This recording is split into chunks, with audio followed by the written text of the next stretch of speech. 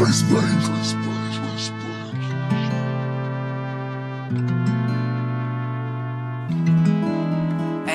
I figured out my key to success. Now I'm locked in. I learned how to open doors like a locksmith. Welcome back. You're now locked in with DK and Atwood. I'm Atwood. Killer to my left is DK. Killer to my far left, Mr. Tony Wagner. Thank you for having me on. Wagner Zinho. Special day, man. Well, it's been a special week. Special week. Special week. So kind of like birthday week, you know what I'm saying? But you're like, you get promoted to the next level. You know what I'm saying? So do you feel like a proud dad? It's kind of surreal. You know what I'm saying? So, Tony became a black belt on Thursday night, and a lot of people don't know this, but like I've never promoted a black belt ever before. So Tony is number one, the numero uno, the only one ever. So so far, anyways, we got a lot of killers coming up, but yeah, man, it's a tremendous honor of mine. So yeah, it's really cool because everything that I stand for, I think Tony does as well. So it's good to have you on, man. I appreciate it. Yeah, I appreciate you being here. So how long have you been training jiu-jitsu, Tony? It's been about 8.5 years or so. All right. I tell people for 8.5 years in jiu-jitsu language is on the early side of maybe being a black belt. I got mine at 8.5. Did you? Yeah.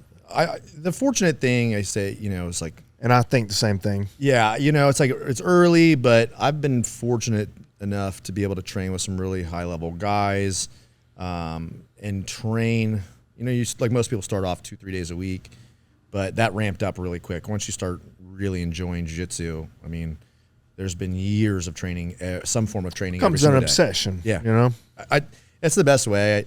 There's not a day that goes by that I don't think about, watch, study, train, something having to do with jiu-jitsu. So. I remember thinking when I was in my 20s, thinking, I'm like, how could I just stop doing this? I just have no clue how I would just stop and forget about it. And, I wasn't thinking about me becoming older and retiring from MMA. And I was just like, man, how do people just stop just fighting? How to just stop, But then age just starts to, creep up on you. And, I must say I'm 40 now, and my back is wrecked. And I'm like, I have, a newborn son. So I'm like trying to walk him around, and I'm like hunched over the whole entire time. And, man, my back is on fire, dude. But Tony's, he's 42, right? 42 years old. And, he started training, so about 34 years old. And so that's some on the later side. I started at 20, right when I turned 23. A week after I turned 23, I started. So it's, I understand the pain. And, dude, Tony doesn't go easy. He does strength and conditioning. Dude, you mentioned it the other day, like just watching him and Chevy go at it sometimes. You wouldn't think that Tony was 42 years old. How old is Chevy? Chevy's 40-something, 41, 42 as well. Yeah, he's younger than me, but not by much. Yeah, he's 41 then, or 40, or just turned 42, because you just turned 42 as well. Yeah, in December. Yeah. Right on. So any martial arts before jiu-jitsu? I did some I probably started martial arts before I was driving. So I'd say 14 or so. I did some Kempo karate. I was a small kid growing up, so I did some Kempo karate for a while. John Hackelman. Yeah. Shout out John Hackelman. St. Louis Obispo. That was Chuck Liddell's coach. John Hackelman. Oh, really? Kempo karate. Kempo. Gotcha. If you ever seen Chuck Liddell's tattoo, it's got like the the Kempo pit. Yeah. It's like Kempo karate. Oh, no kidding. Yeah. I did that and a little bit of Taekwondo. Word. Funny thing, I say oddly enough, like moved here from Ohio. At the time, I was doing Krav Maga. And it was like Krav Maga. Yeah. You hear people like, I want to train that Krav Maga. Yep. Like, I wanted to be a ninja, man. But I came down when here. When you first moved here, or when you were in Ohio? I was in Ohio. Oh, okay. When I moved down here. Because there ain't shit down here. No, I was looking for a gym, as a matter of fact, a Krav Maga gym, and my neighbor behind me is also from Ohio. And he was training jiu-jitsu. He was a white belt at the time. He's like, no, you got to come in. You got to try jiu-jitsu. I was like, I never even heard of that before. Like, you watch UFC. Like, I had no idea what it was. And so the one day I went in to watch a class. Didn't train my first day. I just watched. I did the same As thing. soon as class was over, That I is walked so up, crazy, bought a man. gi, Yeah. signed up, and never looked back. You didn't even try the class. Didn't You even try the just- class. I just sat there just and watched it. it. First one. Yep. Wow. Then Right signed on. up. But was that when things were was running okay? Everything was running okay. It was there? running. It was running a Okay. little bit better there. All right. Yeah. Much better then. A little smoother. More attention was paid Yeah. at the time. So I'm assuming you're talking about the first gym. His first place. I think I know where that is. we won't. We won't mention it if y'all don't want to, but No, I don't care either way. But anyways, it's just it's wild, man. I watched my first class, and these dudes it was sparring day, right? So when I first started, it was you do jiu-jitsu, judo, and Muay Thai, and the days would alternate. You didn't really. Some days you would come in and, all right, we're doing a week of judo, and you're like, shook, getting thrown on these like mats that this dude built and put what's the big strips of vinyl over top of them, and so you could fold them up, and we'd put them in a racquetball court, and so I mean it fit perfect in the racquetball court, man. And so we'd have to put them out there every day, and it was 2-hour-long classes. So I mean, getting thrown for an hour, dude, and then you're doing like an hour live, and it was brutal, but it was we would alternate judo, jiu-jitsu, and Muay Thai, and I would watch and MMA too. And these dudes had little MMA gloves on, sparring. I mean, dudes were getting whacked in their heads, boom, slamming off the racquetball wall. And and I was like, that's what I want to do right there. was that in Alaska? Yeah, that was in Alaska. Or so you didn't start training with Kurt until after you were still in the military? I was still in the Air Force, and I was stationed in Alabama. I got a job being a Air Force combatives instructor in Alabama for brand new officers that were just coming into the Air Force, and kind of teach them like the ropes, like base defense, like I was called the expeditionary skills instructor. So meaning overseas stuff. And so, anyways, I moved there from Sumter. It was a special duty. I was stationed at Shaw Air Force Base in Sumter, and then moved to Alabama to take that job because it's a dream job. I was like, I'm teaching it freaking jiu-jitsu. I was a purple belt at the time. It's freaking jiu-jitsu all day long.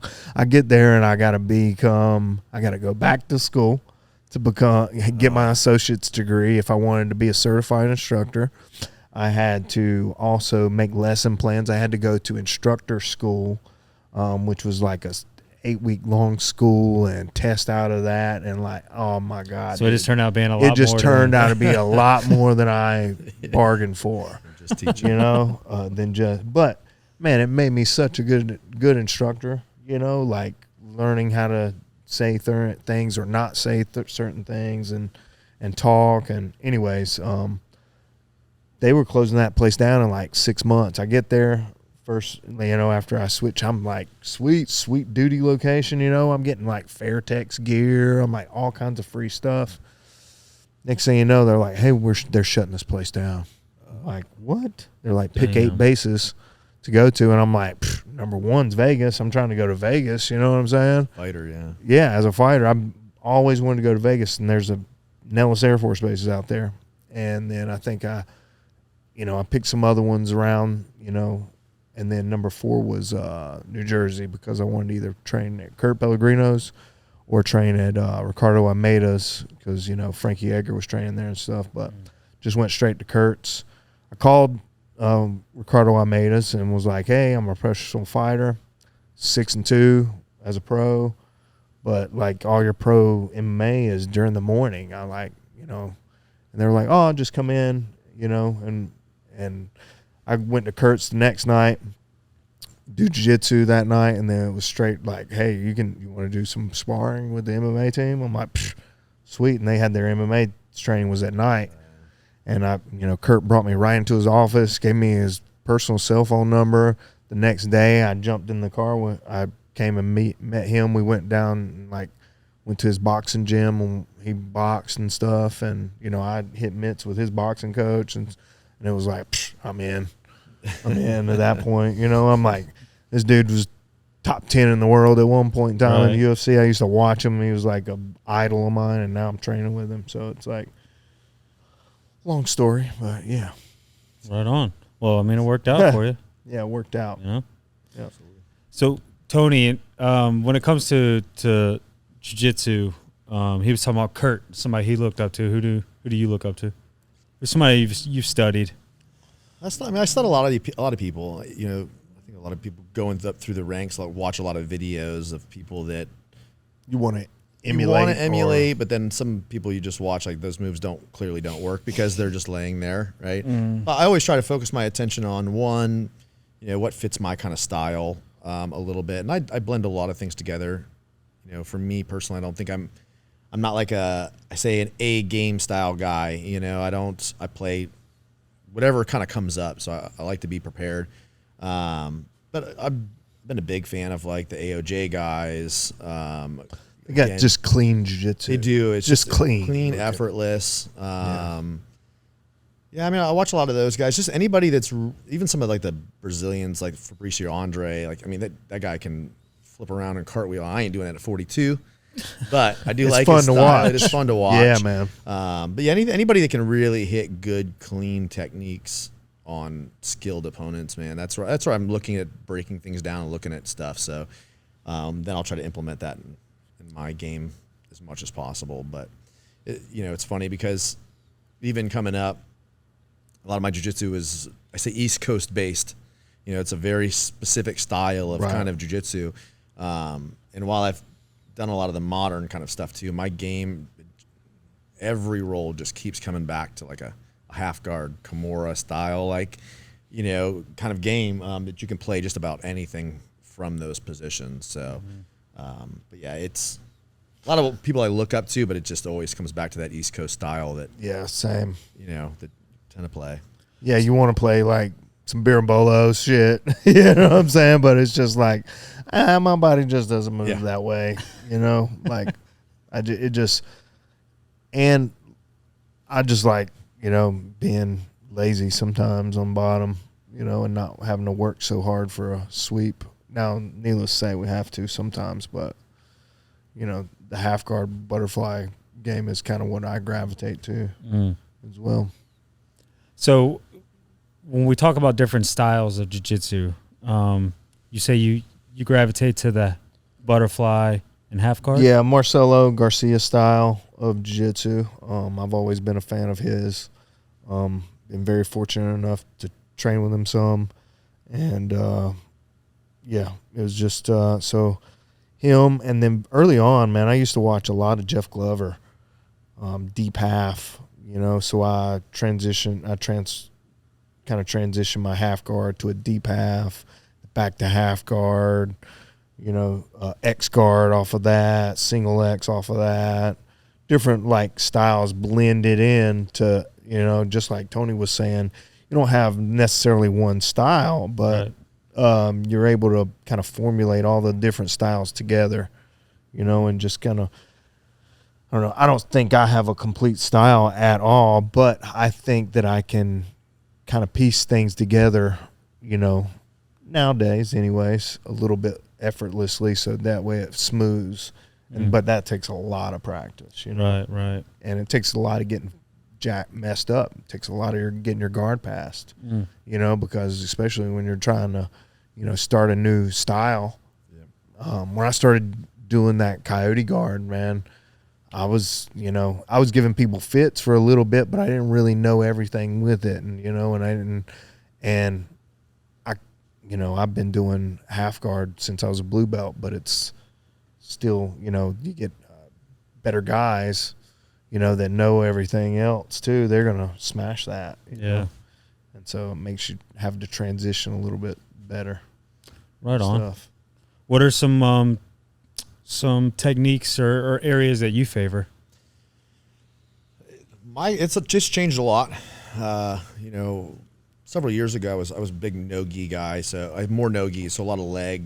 Same thing, butterfly, X guard, kind of being underneath people.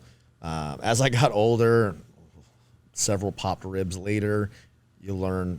I still play half guard. I love a good half guard knee shield position. Just kind of keeping people off balance. But usually at this point, I'm looking for just get on top, pressure pass. Because pressure on bottom sucks. Yeah, just make it miserable. I found that it's a lot better for my body style, less injuries, and then the amount of submissions that just go up from being on top is it's night and day comparatively. The people that play bottom, I give it up to you. You can shoot a triangle. I'll shoot a omoplatus from the bottom. But just the percentage of finishing. You have to get on top. You have from to, bottom. Yeah, you have to get on top. You have to get on top. You can do that, and you'll watch your percentage of finishing. And jiu-jitsu overall, just confidence in jiu-jitsu skyrocket. And that's the big thing is you can be a good person on the bottom, but you're still going to eat a lot of cross faces. You're going to eat a lot of positioning on the bottom where things aren't. They're caught a cross faces more from Chevy. Yeah, and you just can't get them to move in the right direction, Yeah. But when you get on top, it's a whole different game. Yeah. So, especially you get somebody that's like got good pressure too, man. Being on bottom sucks. It's miserable. It's the one thing I'm looking for. Like I say now, I'm always looking to improve my game, obviously, and you look back now and I go, I used to do that move all the time, and I'm trying to get back to playing some of that, but you can't play everything, which is frustrating, right? In like only one enough round, hours in a day. Yeah, in one round, I can't hit all these techniques Yeah. I'd like to hit, but I've always said for me, like the sign of a good black belt is one when they're on top of you, you want to quit. The pressure is so immense. You just don't understand how a 150, 180-pound guy can feel like there is a semi-truck laying on top of you. And to me, that's like something I'm always striving for is like just kill the space, and just a pressure. That's what I strive for, too. I strive to get there one day. What would I know? I'm only a white belt, so I get smashed. No, I got to get it. But all you fuckers, I haven't rolled with Tony, but you all feel heavy as hell to me. Well, we just got to, I got a pretty good pressure, but it's like you always wanted to get it more. And the stability is where it comes from, being stable on top of your opponent and them trying to move you, but you're locked in, no pun intended, you're locked in that position, and, you kind of tense up. You have these little tense moments, and it's kind of like Kegels. It's kind of like you're doing a Kegel. Wow. What an analogy. It's kind of, that'll be a reference I remember every time I'm on top trying to apply pressure. Dude, everybody is. Anytime we're in class now and you're describing something. All right, guys. Whenever somebody's trying to sweep you up top, heavy to the left, Kegel real low. Kegel, sit it on down. Oh, sorry. But anyways. That's funny. But no, it is, it's like you talk about that too, but I think that's it's part of jiu-jitsu that's I say lost, but it's missed by 90% of people, from the difference between like coming up through white, blue, even purple belts. People will go, oh, you're really strong as shit. It's not that it's strength, right? But it's positioning at the right time, right? Where you learn that a big jacked guy is you can feel the rigidity and the strength he's using the entire time, where it's like, I can stay relaxed, and then the minute you go to move, I can lock down for just half a second and relax again. It takes less effort. You feel way heavier, and then it's just a mental. They mentally break after that. Yeah, because they don't understand how they can be so strong, lifts all these weights, but they can't lift a 175-pound guy off of them. And that's where it's like, where it's at. I think there's little micro bursts, like you were saying, of energy used, but also being relaxed at the same time. Because if you're really strong and I fight strength for strength, I'm going to lose that position. And that's what it's like. Fight, man. I roll with you. We had the 8 a.m. this morning, so we're doing that 3-minute round robins. So, Chevy was here.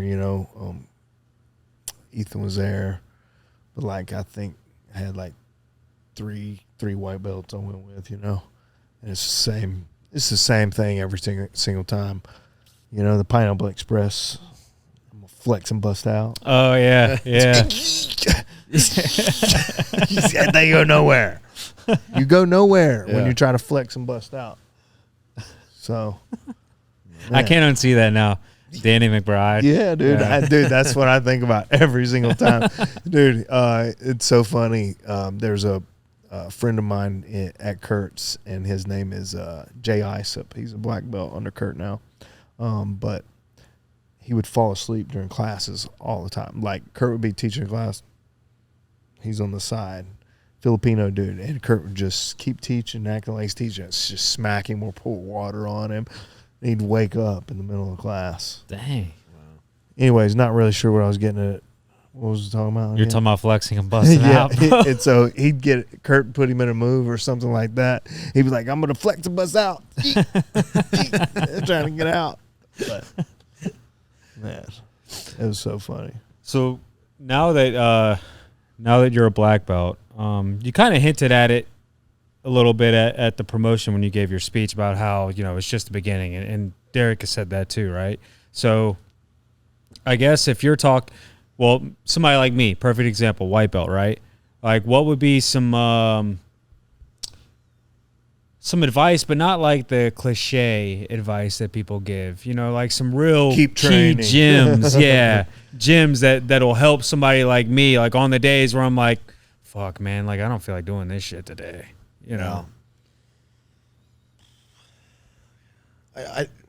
I'll start with this.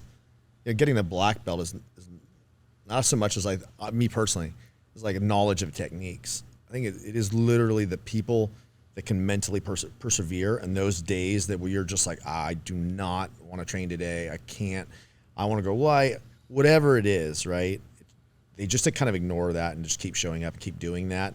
It is a war of attrition with your mind. And if you can get through that and you can just keep showing, you're going to get there. Like, it's hard sometimes because like with white belts, even, I don't want to get off too much, but like, leading up to the promotions, people were going like, oh, do you think I'm like at a blue belt level? Or do you think I'm gonna get one stripe or two stripes? It's like, man, if I could just go back and be like, that does not matter. You know what I mean? You will get to a point, and I think it's like in a transition of like, as you go through, because like we were talking about the other day, like your black belt, it's the last one. I looked up the other day, I think it's like 31 years or something like that at black belt before you get to the black and red belt, right?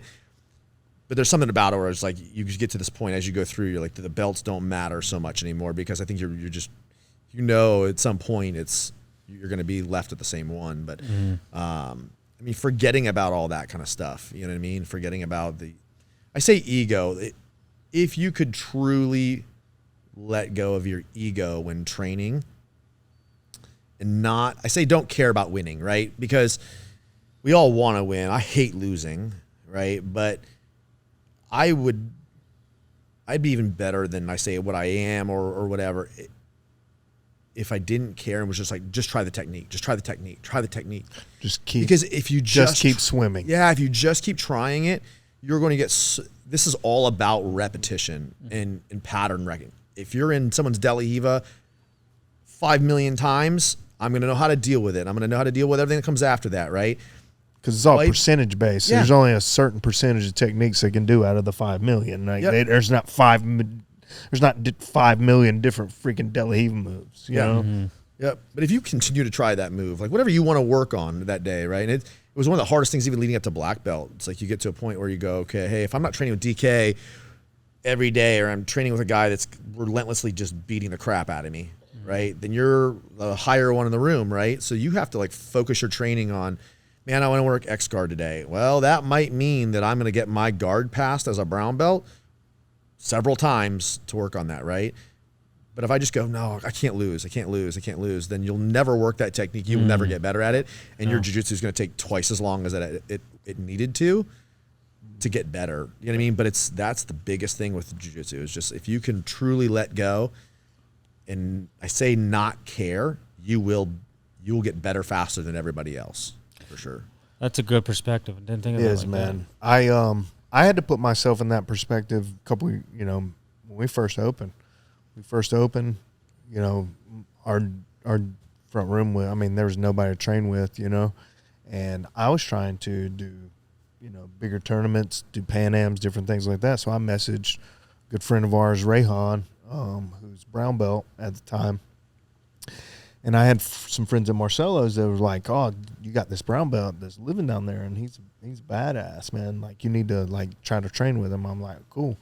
So I just shot him a message. I'm like, "Hey, man, I heard you were really good. When can you train?" Well, he was training at Sarah at the time, and Sarah affiliate here, and that's where Tony was training. That's where Chevy was training. A lot of these dudes were training there, and I mean, we were brand new.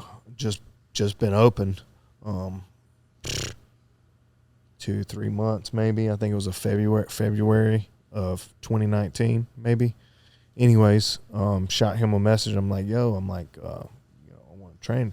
He come in on a freaking fundamentals night. I had all white belts there. Ethan, who I think was a blue belt at the time, Ethan was a blue belt at the time, and I rolled with him, and he took my back, and I think he got me a bow and arrow choke, or he just took my back the first time, and then the second time we rolled, and it's like he was a modern game, and I had never really trained with a modern game before. It was that more East Coast style that I've only seen. Never really saw like somebody really good at berimbolos, and just obnoxiously flexible, and the balance on top, and being, able to be low to the earth as a brown belt, right? And I was like, oh my God, like I have a long way to go. You know what I'm saying? And so I was like, dude, we got to keep training together. And eventually, we'd rolled every day, and then it turned into now he's, not training over at Sarah anymore. He's training more here, and then rolling with Tony on the side, because Tony was still at Sarah at the time, and then Tony was getting in trouble for rolling with him on the side. Oh no! Oh, it was a nightmare. Some drama, huh? Yeah, it was a nightmare. So yeah, man, as a black belt, it's like nobody in the area, I heard from what Rayon said, would roll with him. No other black belts in like Myrtle Beach would, and it's weird. It's hard when you got a brown belt from another city's coming here, and he's good, like really good, like where all this Southern Jiu-Jitsu isn't going to fly with him. He's just going to take your back and choke you or triangle. Where's he from? California. Oh, okay. So it's more of a West Coast style of jiu-jitsu that he has, and his coach is like Cobrinha is one of the highest level guys out there, So I had to put my ego on the back burner, and, because I was trying to do Pan Ams, and I was trying to do, I got invited to do that Combat Jiu-Jitsu Worlds, I think that year as well. So it was like, it's either you train with him, learn, get better, or you don't train with him, and he's still going to, when you do go back to train with him, he's going to fuck you up. Right. But if you just train with him and keep training with him and keep training with him, keep training with him, then you're going to maybe win one day. And then you're going to keep training, you're going to lose, you're going to lose, going to lose, going to lose, going to keep losing, going to keep losing. Maybe for months it's going to go. And then one day you're going to win by points, and then you keep going, might get a submission, keep going, you get a little bit better, and then eventually you're like, oh, you're having trouble sweeping me now. You know what I'm saying? And now it's like, oh, my balance is better because of that. I just had to go through the fire, and I had to, engulf myself in a really good guard system that where I wasn't used to, and getting swept, and him taking my back, or me making a wrong step. Now, dude, people don't berimbola with me. No more. It doesn't happen, The funny thing about all that too is like, you talk about ego, right? You come in, you're like, man, I'm losing to this brown belt all the time. Like, what's going on? I've been training for 12 years. Like, what is going on? Like, you don't wrap it around your head, and you start to think to yourself, like, man, my students they're not going to want to train with me anymore. I'm getting beat by this brown belt. But in retrospect, the funny thing is it was one of the biggest reasons, not because Rayhan was training here and some other issues that eventually that gym shut down, was because coming from one gym to the next, watching DK, roll with him, and him losing, come right back up, slap hands again, and do it again. Because I know at that point, 99% of black belts would have rolled one time, lost, done, would not have trained again. Find a reason. They find a reason to cancel. 100%. We've had it happen. Yeah. We've invited people to come in here and train, and it's just black belts will show up. Yep. So the ego where like, because he didn't do that was like eye-opening. I don't care if you lose every round. The fact that you get back up and you do it again and you do it again, striving to get better and not let it happen again, right? Whether it takes 1 week, takes 4 took years, 2 years, whatever man. it is, Yeah. you know what I mean? Like, to me, years. that's somebody that's striving to get better, and that's somebody I want to align myself with because, you know what I mean? I also know that if I go out there and I compete and I lose, he's not turning his back on me going like, well, yeah, it's not really my black belt anymore, you know what I mean? Like, he's right there because he knows what it's like. It's just, you just keep putting your head down and keep doing it. So, again, it's one of the biggest reasons why, you know, I'm here today not because he won, because like, oh, like DK is like so much better, because it was the early days. Yeah, you were losing and you still kept training, you know? Kept training, man. During Because like I was coming from my MMA background, right? And then I get like, and then I retired in 2018, and then in that same year I'm running an academy. You know what I'm saying? And dude, we get black belts that come in here all the time, every week. Somebody from out of town, and I knew that I was going to be tested numerous times from other people from out of town, and don't have an ego, but it's like, it's still my name, it's still my gym, and it's like, you need to be able to hold your own in your home. You know what I'm saying? So it's like, if I wouldn't have done that, dude, I would have been just getting along, just teaching, not training hard. But dude, we used to train. We trained hard, dude. Like, I mean, we trained really hard during that COVID time. I mean, we would train 10-10s. I mean, one day we rolled 80 minutes, man. Like, you know, It'd be the three of us, you, me, and Rayhan back here behind closed doors, Yeah. round robin. Yeah. I was a purple belt at the time, just getting beat by essentially two black belts left and right, just over and over and Tony over. was the off round, Yeah, it which, was. you know, like back then, like, I mean, he still wasn't an off round either, but it was like, it was a whole lot better. But, you know, but a lot of times it would just be Rayhan in the middle and us attacking him, and then me sitting out, because he was the one preparing for adult worlds or adult Pan Ams and all the, you know, the bigger tournaments. And me and Tony were just trying to help facilitate his dreams, you know, and help him as much, because we're older. We're not competing at that level, you know. How old is he? 32. No, he's got to be like 34 now, 33, 34. Yeah. Yeah, something like that. And so, and he's been competing in the adult division this whole time, man. And so it's, which is crazy, you know. As soon as I turned 30, bro, I was masters. Masters right here, bro. I'm 30. I found out about Rayhan before I came to train here. So I was telling a guy I work with at a radio station that I was going to start training jiu-jitsu. He's like, dude, my doctor does that. And he's like, really good. I was like, really? What's his name? And he said, Rayhan. He's like, I forgot his last name, but I know his first name is Rayhan. And then he like looked him up on Facebook. He's like, dude, this guy is huge. And so I've never seen him in person. Yeah. But then I come here and I hear all you guys talk about him. Big tall guy, long limbs, man. His fingers are so long too. It's like he could probably palm a basketball. You know? What's his ethnicity? Indian? Really? Yeah. He's like one of the only like Indian black belts that like competes at a high level, I think, you know. Yeah, I don't think there's too many. And a full-time doctor now. Yeah. Well, that I think so Adam was telling me he moved back to California, right? Yeah. He works at I think with his father his dad's a doctor as well. Oh. Brother's a Harvard Law graduate. Wow. Good genes, man. Just smart genes there. Sister's a lawyer. Yeah. She's a lawyer as well. Jeez. Yeah, it's like, Rayhan's he's the black sheep of the family. yeah. If he's watching this, he's definitely the black sheep. Yeah, for sure. Rayhan's the black sheep of the family, like, because I guess jiu-jitsu and all that, you know, like, I mean, he'll, you know, he travels all over the place still, you know, doing jiu-jitsu. But, you know, he started at, man, we went to Combat Worlds in. Is that Eddie Bravo's thing? Yeah. Okay. Yeah. So I got invited to the welterweights back in 2019. And Rayhan came out to corner me.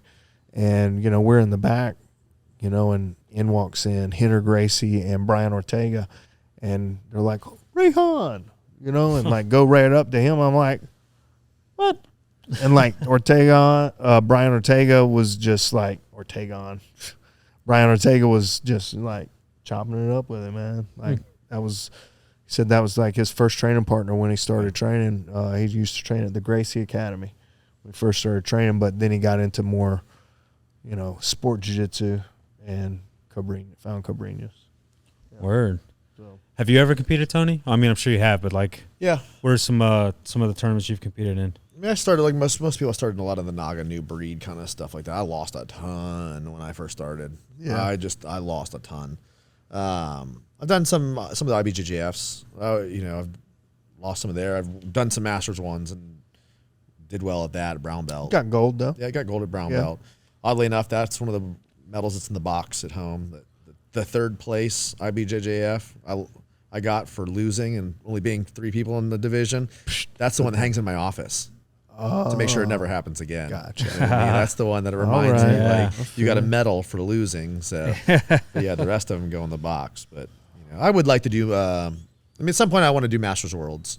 Not this year, but you know, I want to do it too, man. yeah, probably You know, next year. I wanted to go out there this year, out to Vegas, but you know, with Ethan being gone, I just, you know, Ethan's going out there. Oh, he's going out with Lucas. Yeah, I don't feel comfortable leaving as well, you know, because Ethan helps, you know, guide this place a lot when I'm out of the picture, especially, you know, with the newborn. You know, I'm just trying to be there more now, but so it's like going away to Worlds for that time, and then him being gone too. You know, it's hard. It's hard when nobody knows the system, Right. and all that other stuff. So Yeah.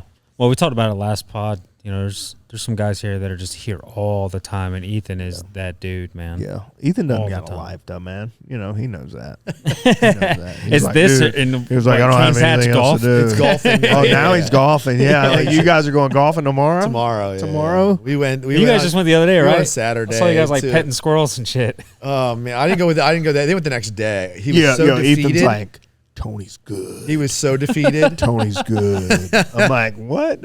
I was just doing his chipping onto the green on those par threes. Oh, No? it was the first hole he teed off. I was like, nah, I'm good.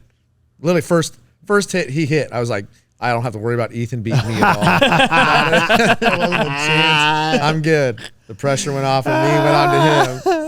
So Who was it? Ethan. Just you and Ethan? That was playing? me, Ethan, and Austin. Oh, And wow. Austin kind of was doing really well. Yeah. Dude, once you get behind, the frustration starts The building whole in. round. And Whole so, round, so. especially if you get all ahead her early. Yeah. We're gonna I used see to it teach tomorrow. private lessons to a guy that was a pro golfer. So he'd teach me private lessons and stuff too. Yeah, so I know a little bit. Fucking suck at golf, dude. Oh, I'm pretty sure I suck. No, But when I say I suck, it's dude, like this guy used to teach me. Not Like, this good. was when I first moved here, 2014. This is when this guy used to teach me. So, anyways, Yeah. I defeated him even more. Like after I beat him, and I'm not good at golf by any means, but we had gotten done, and then he was like texting me on Instagram, and he was like, "Man, when's the last time you golfed?" I was like 6 years ago. He was just like, that really just made it worse. Like they're out there at the driving range every day, Yeah. playing golf, Putt-putt, that all kinds of stuff. shit. So, yeah, it started out they playing putt-putt, man, because Yeah. we got a putt-putt right behind the gym, right behind the academy. And so they started out going over there because we have a break from 1 o'clock until 4 o'clock, and the kids come.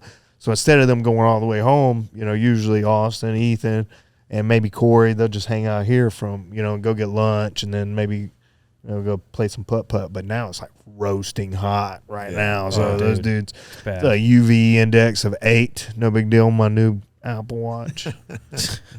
Checking it must out. be up to like real 10 or quick. 11 a couple days this week. Man, yesterday, what was it? No, Saturday, it was up to 11. Well, that explains why I'm a lobster right now. 2 hours. I was out there for 2 hours. hours. Dude, I used to go out there as a kid. And I was like telling my girlfriend, we're going, she's like, do you need sunscreen? I was like, no. Who the fuck's It's like, I've never worn sunscreen. I grew up here. I used to, there would be nights we'd sleep on the beach with our surfboards. Well, I'm getting dark. Like, and then I go out there and I leave and I'm like, you know, Got these aqua colors on, bro. I should have wore sunscreen. Should have wore sunscreen. And now I'm just mad at myself. But, you know, is what it is. It is what it is. A couple days will be good. Yeah. It'll be brown. You'll do it again. Yeah, and then it won't be as bad. You know, the first one's always the worst of the season. Tony, tell us a little bit about your military career. Yeah. So it's been a long time. When'd you go in? 18, right? When you were 18? Yeah, I went in at 18. Oddly enough, I was high school in the bathroom at a urinal, and recruiter came up, started talking to me. Oh, he got you when you were vulnerable. Oh, one of those Navy too. Yeah, Navy. Right? Navy recruiter too. Got him most vulnerable. I don't know if he was a Navy recruiter or not. I know he was a recruiter for something, but my I almost went Navy. My dad was in the Navy. My stepdad retired from the Navy. So it was just kind of like one of those things. The only thing I kind of knew at the time. Yeah. I moved out when I was 17 and graduated high school, and it was just like I was hanging siding or something like that for a living, and I was just like, this is not what I want to do. So of course, like every young guy, I was like, I'm gonna be a Navy SEAL. Like that's what I want to do. You know? Oh yes. Yeah. So it's like called the recruiter up. That guy lied through his teeth. He said he was every kind of got you in there. Yeah. Come to find out, yeah, dude didn't have half the qualifications he had. But yeah, so I got in at 18 and went to boot camp in Great Lakes, Illinois, February. Oh, Not a good time. Ouch. Yep. Marching was fun. Yeah, Did you guys wear gloves? not a good time. Yeah, you had gloves too. You got Yeah. 2 pairs of gloves? You've had 2 pairs of gloves this whole time? Yeah. But yeah, I did over seven months there, I think, because I went from boot camp and then right across the street from my schooling. I did communications. What was it? Communications. Oh, okay. So any like essentially You know how to set up like mobile communications. mobile and shit communications, like that? any like specialized data that came in that everybody had to know, we got it first, had to read it, determine whether or not it was important. So I actually had one of the highest security clearances you can have in the military. Top secret? Top secret SCI. Oh shit. Yeah, so it was. Keep that. I couldn't. After you get out, it's only good for so long, unless you do a job in which. Yeah. So when I ended up that's getting- a big paying. Yeah, it was they go back to like your elementary schools, your middle schools, dude. interview people, like Wow. the FBI They does it would've all. Totally just disqualified me. Yeah, when I got out in 04, I ended up tearing my ACL and part of my meniscus. Went through physical therapy at the time. When you were in? When I was in, yep, end of 03. How'd you do that? Oddly enough, I fell off a ladder. At work? Yeah. You got hung up in the ladder? No, I just fell off, and when I landed on my leg, and it buckled outward, tore it. So I had already done one deployment overseas at the time. We were in like a dry dock, I think, at the time when it happened. And so I ended up going to like this Navy captain, orthopedic doctor, and he's like 3 times the size. And he's like, oh, we were about to go on another deployment. We were coming out of dry dock, getting ready to go on another deployment. He was like, you're just trying to get out of your deployment. I'm like, dude, I've already been on one. I plan on doing 20 years in the military. Like, I wanted to retire. As a matter of fact, I would have retired in 2020. So 3 years ago, full pension, everything else at 39 years old, 40 years old. Yeah. I would have retired last year. Yeah, so it's like I had totally planned 39. on retiring, but so he ended up doing an MRI, comes back, I tore my ACL, part of my meniscus. Well, I lived up by Fort Eustis Army Base. I was stationed in Norfolk, Virginia, but I was in like Newport News area. Yep. So I had an Army surgeon actually do the surgery. They fix it, go through physical therapy, and then they put you through a medical board, just to make sure you're good to go. Yep. Stamp it, fit for full duty. I said, okay. I want to re-enlist. It was right at the end of my enlistment. They said, nope. I said, what do you mean, no? I'm fit for full duty. And they go, yeah, we don't want you falling off a ladder again or like getting hurt. You're on a ship. I said, well, put me shore duty. They go, no, we can't do that. That's unfair. I said, well, what are my options? They go, well, you have like 2.5 months worth of leave built up. You can keep working and we'll cut you a check at the end, or you can go home now and, basically get paid until your end of your enlistment. So, and at the time, I tell people, back in end of 03, after the 9/11, then you just had a ton of young studs coming, people coming in volunteering, because that's when the war really started kind of picking up. Yeah. So they were just like, man, I'd rather get a fresh, 18-year-old rather than Yeah. somebody that already There's no has an injury. shortage. Yeah, Yeah, exactly. So, and I think my daughter at the time had just turned 2. So I was like, same thing. I was tired of being gone all the time. I went too. in 03. Yeah. So I was like, I'm done. Went back to Ohio, went to school, got my bachelor's degree. Wow. So used whatever the GI Bill. I think it was like $10,000 or something like that they gave you. Yeah, they didn't give you shit back then. It didn't dude. work very. It was all of maybe 2 semesters, and that was about it. Nowadays, now that post 9/11 GI Bill, man, you can live. You'll pay for your mortgage pretty much. Yeah, if I don't know you're going why to I school. thought that like GI Bills were like 30-40 grand. I mean, back in the day, they weren't. They'd match whatever you put in or something. Oh, like so that. so was it $10,000 kind of like a 401k while you were in? Like No, it's like you pay into it for the first 12 months that you're in. I think they'd and then they just gotcha. take like $100 out of your I think account or something like that for the first 12 months. But see, when I was in a couple years ago, probably like 12 years ago, they passed like the post 9/11 GI Bill, which is they will pay you like a BAH if you're going to school and doing so many semesters. They'll give you a basic housing allowance, BAHA, basic housing allowance for going to school full time. So like, and it's based on your zip code. So man, I would do 8 credit hours and I would make about $1,200 or something like that every month. Yeah, Word. but that's only for 12. That's only for 8 credit hours. It was only Right. 2 classes. 2 classes, yeah. Yeah, and they were fast track classes, so they were only 4 credits a piece. So, anyways, like back in the day, they didn't pay crap, man. Yeah. I almost joined the military. My brother like called me from Iraq and begged me not to. Yeah. Yeah, and Dude, the guy that recruited him was trying to like bang my mom. Yo, So he was like, he was over at the house. He's like, you would make a great Nice. Marine. You know? ma'am, your son here, Yeah. he is prime territory for the military. Yeah. Yeah, man. I got recruited. This recruiter stopped at my house out of nowhere, man. Just knocked on my door. I was a senior in high school. Came into my house and like brought the book, the tour book of all his tours that they did and everything, a video. Like, and you know what, son? When you're done working for the day, you go home. You can, like, if it's 2:00 and you're done, we ain't got nothing, you just go home. You can go home. I was like, no way, I can just go home? Like, you guys, like, yeah, just cut you out early a little bit. You get passes, you get 30 days of free leave a month. I'm like, all right, sweet. Like, next thing you know, I had a Navy recruiter like pulling me out of classes, dude. He's like a submarine guy. And dude was all in on me, pulled me out, and I'm like, hey, dude, like I'm during baseball season, and at the time I just knew I was getting a scholarship to play baseball. I just knew it, even though I didn't really have the grades. But I just told the guy, I was like, I'm waiting on a scholarship. He's like, listen, if you don't have one now, you're not getting one.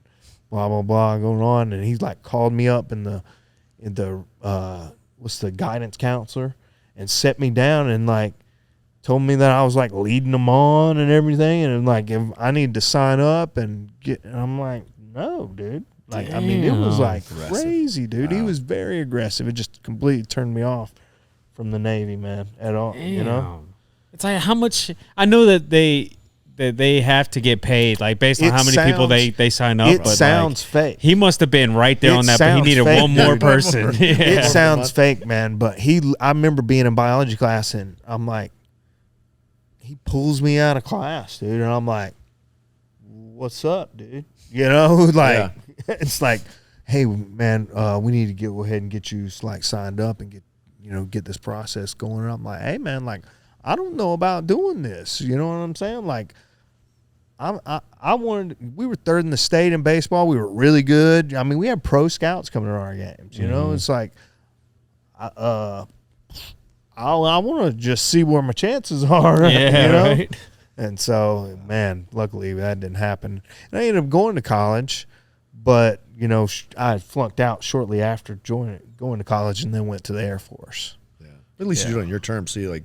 Right. you know what I mean? You're better prepared for it because you're the one signing up for it. You're the one that man, I remember being in college and I was flat broke, and I was like had all the 8 a.m. classes, and I would just go out and party all night and then wouldn't wake up for class. And I was just like, man, this is not for me. I need some money, you know. And so when I joined the military, they're like, we'll give you $7,000 to come in for 6 if you sign up for 6 years. I was like, shoot, okay. What's the job? It could have been, they said something Chinese. I don't even remember what they said, bro. They just said $6,000 for coming in for 6 years, and you get A1C like E3 early, like after you graduate tech school. Yep. And I was like, money, honey. I got about $4,500. Same thing with my brother. Yep. Well, they gave him, I think it was like $7,000 for like signing up like during a time of war. But he graduated high school early. Like, he had to have my parents sign off because he was 17. And I'll never forget the look on my mom's face when we go to Paris Island for his graduation. He was going in for aviation. And then she's like, the guy comes up afterwards. He's like, you know, Private Atwood, blah, blah, blah, talking to him. And says something about the infantry. My mom went, what? My brother's like, yeah, I joined the infantry. And dude, I will never. She went from the proudest mom ever to just the wanting to strangle him. Man. Yeah, that was probably one of the worst decisions he's ever made in his entire life. Man, the trajectory of his life could have been. Yeah, it would have been completely different. I mean, he would have been working on airplanes instead of killing people. Well, that and you know all the other fucked up shit you do over there, but like in all the things that happened to him, like PTSD and, you know, everything else, man. But, yeah, I'll never forget that, dude. Just, it was kind of funny. I think I remember laughing. That's fucking crazy. Yeah, crazy. I mean, he turned 18 in Iraq. Like, he was gone. Dude, I wanted the easiest job ever. I just wanted an easy job until I got in. And then I was filled with this, like, I don't know, like, a proud Americanism or something like that, right? And I was like, I want to be special forces now. You know what I'm saying? So I started training for special ops, and I started going to swimming classes and stuff at 5:30 in the morning at the Y, 3 days a week, because I wanted to be a combat controller. I wanted to be like an air traffic controller that was like special ops. You know what I'm saying? Yeah, that sounds stressful. Air traffic control has got to be like one of the most stressful jobs ever. Man. And so I was the main thing that was like hurt everybody was the swimming part, you know. So I was like really stressed out about that, and like rucking. I used to ruck in Sumter and everything, and I tried to cross train, and I got disqualified for, you know, kind of like what you said, you know, that happened to you. You know, I go put in my package, man. I'm like preparing so hard. I wanted to do. So you could pick 3 cross-training bases. One of them was combat control. The other one was TAC-P. The other one was aerial gunner. Put in my package. I have a history of low back pain. It's degenerative disc disease. So it's like, and it's back in my records, I guess. Well, I'd been in 8 years, and I'm like trying to do something with my career. I'm just done. I hate the job that I'm in. It just wasn't my gig, you know. Put in my package, getting ready to go to Iraq for the last time. This was 2009, you know, was the time frame we were leaving in 2010. But I go to public health, which is where you like go to sign off like all your medical stuff to like out process and stuff. Well, out processing, getting ready to go to Iraq, and I'm like, you guys got my package, you know, because dude, I had to go through to be special ops. You got to go through like so many different medical tests, you know, like they had to stick their finger in my booty hole. Oh yeah, yeah, man. Oh yeah. Finger in the booty hole. Goes all up in there. I had to poop in a cup for 3 days, man. Had to poop in a cup for 3 days, and then you get this popsicle stick, smear it, get the poop, smear it out, and then smear it on this piece of paper. Close up. Had to do that for 3 days, and then take it back in, because when they check my oil, boom, and they smear it on the paper, they didn't get enough fecal sample at the time. Man. So, yeah, dude. You got to read like this paragraph to make sure you don't have like any lisp. They take all your scars, your tattoos. You can't have a lisp, dude. You can't have a lot of stuff, man. Man, I feel like today, like They get I mean, canceled they're gonna for be in that. trouble. Yeah. But maybe you can have a list, but like they make you read this can only paragraph, imagine, and they have to take down your thing. They take your depth perception. They put a poll here, and they're like, "Can you see both, things?" And you got like, "Yeah, no." Anyways, I got disqualified from cross training, and I'm like, "Yo, like, what's going on? Why?" And then like your history of chronic back pain. I'm like, what is going on? And I'm disabled now 45% through the VA because of my lower back, but it's, at the time I was the healthiest I ever been. Then I said, well, why can't I just be an aerial gunner? It's not special ops or TAC D. They're like, if you ever leave the ground, you can't do anything where you'll leave the ground. Really? As far as like flying the airplane, I was like, what about Loadmaster? Like, I just wanted to do something different. Yeah. You know what I'm saying? I wanted to fly on planes and just be gone. I loved being deployed. I loved like being overseas in Iraq, and I felt like I was doing something then. And then when it was like that turned the path to try to be a instructor. But yeah, wild times, man. How the military can change the trajectory of your life sometimes. For sure. I mean, it also sets in all those little things, the discipline, things that a lot of people today just are missing. In even the military itself, I have a friend. I used to teach his son Jiu Jitsu. He just had a party last weekend. Like, he's going off to the Navy, But it's the same thing. It's like when I was in even boot camp, they couldn't physically hit you. They couldn't. No, they would break you in certain ways. It's like, but right. Now. Do they produce the same people, because you can't do what you used to be able to do then, you know what I mean? So a lot of these kids, it's just been, like you said, the discipline, some of those little finite things that people that are ex-military kind of have, you know what I mean, I think is going to be lost on this generation. I think so too, man. It's getting a little out of hand, you know what I'm saying? Like, I think what it's going to cause, though, is going to cause a big revert back into the 80s, when you didn't only saw a first, second, or a third place ribbon at the field day. You know what I'm saying? Yeah. It's going to cause a hard reset back to, and people's feelings are going to get hurt, and then it's just, but it's that thing that, what's it? Tough times build tough people, and tough men, yeah. Weak times build weak, or something like that. Yeah. I'll have to get that saying down, but it's just, I think we're in those time of us building up a weaker force almost. It's sad to see. Yep, I agree. Yeah, I could agree with that. I'm just glad that I was born when I was. Yeah, same.